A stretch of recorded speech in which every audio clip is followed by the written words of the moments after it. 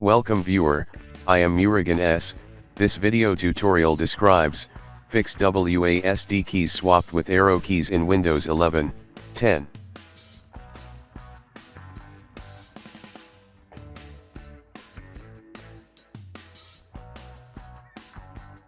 Open on-screen keyboard.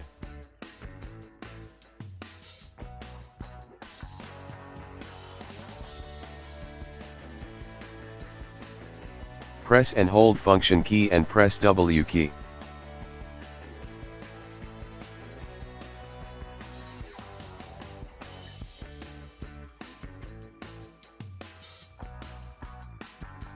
Now you can move cursor with arrow keys.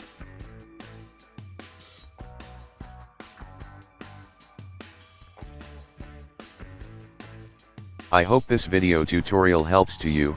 Please like, share and don't forget to subscribe my channel. Thank you very much. See you next video.